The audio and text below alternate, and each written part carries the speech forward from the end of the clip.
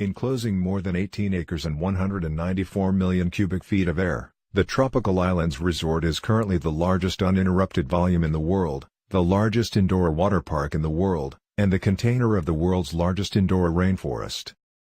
Located in the sparse municipality of Krausnick-Großwasserburg, 30 miles south of Berlin, Germany, the resort was built inside a former blimp hangar in 2004 and has been in successful operation since opening day.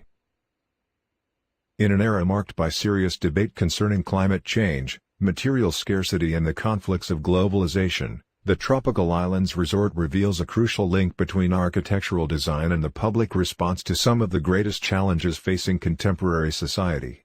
As it reflects popular attitudes towards the climate, nature and culture, the existence and popularity of the Tropical Islands Resort begs the question: how has the architectural interior become a tool for aesthetic mediation in the 21st century, and what are its precedents? Chapter 1: The Bunker Bubble. Between Community and Immunity.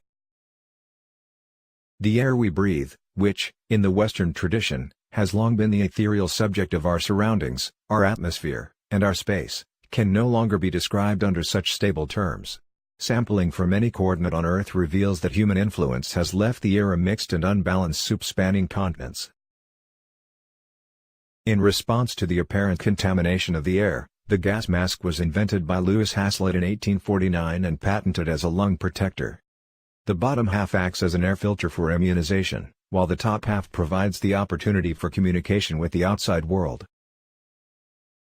In the 20th century, the gas mask became a model for two types of the architectural interior. Those concerned about the selective weaponization of the air, as it was initially practiced in the First World War, developed architectures of pure immunization in response.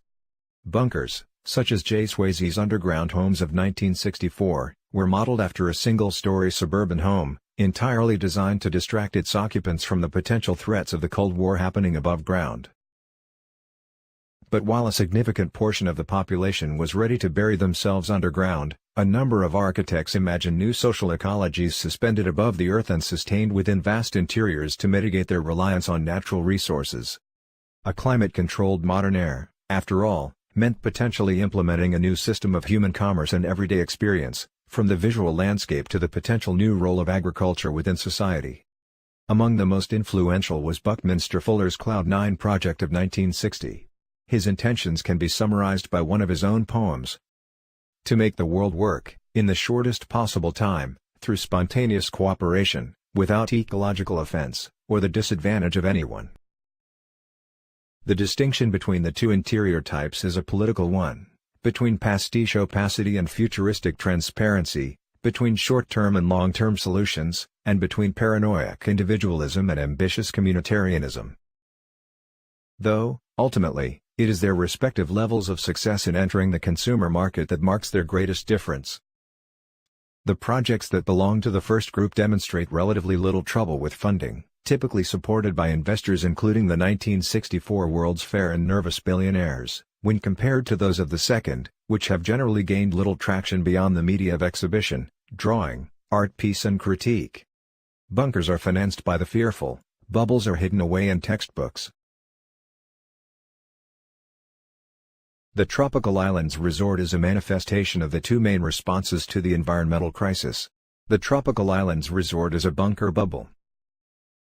Looking below the horizon line, Tropical Islands plays into nearly every technique of pastiche and escapism imaginable. Looking above, it can be mistaken for one of the cloud structures Fuller never dreamed would exist in his lifetime. Though the membrane is in stark contrast to nearly everything below it, the resort's operators have since made no attempt to conceal it. No blue paint to resemble the sky that surrounds it. No pixel or projection screen to operationalize its resort-wide visibility. The structural membrane, as a final remnant of its former role as a blimp hangar, is decidedly left intact.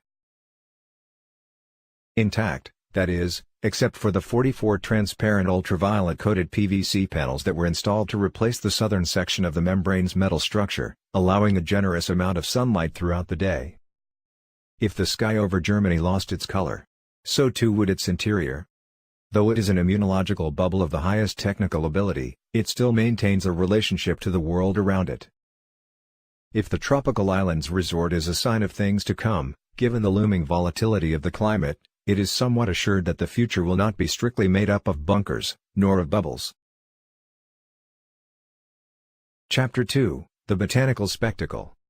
Between Conservation and Consumption. In the wake of climate change and the contamination of the air, the unintended human occupation of geologic agent has quickly made itself apparent. Nature, that timeless and scaleless concept beyond human comprehension, has recently been given timely and spatial limitations in the clumsy hands of society. Their confluence is most apparent in the history of the greenhouse building type, a site of both botanical protection and spectacle. The first greenhouse was created in 30 AD as a mobile cart, for the year-round growth of a cucumber-like vegetable for the ailing Roman Emperor Tiberius. Moved out into the sun and withdrawn under the cover of frames on wintry days, the first greenhouse was as much about the conservation of nature as its consumption. In the 19th century, the parallel advancements of ironwork and glass production transformed the greenhouse into an interiorized environment against the apparently polluted London atmosphere. Explorers voyaged to faraway countries both colonized and unpopulated, to bring back the seeds of plants only heard about in stories or seen in illustrations.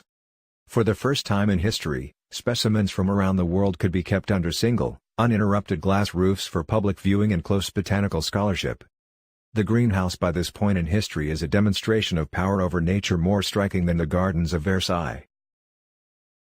By the turn of the 20th century, botanical study and museological pleasure had become the two inseparable roles of greenhouse production. Much like how zoos transitioned in this era from collecting to preserving animals, so too did greenhouse design and the environmental education offered within begin to suggest an appeal to ecological concerns. The list of amenities for the Climatron, the world's first air-conditioned greenhouse system built in 1961, reads more like that of an amusement park.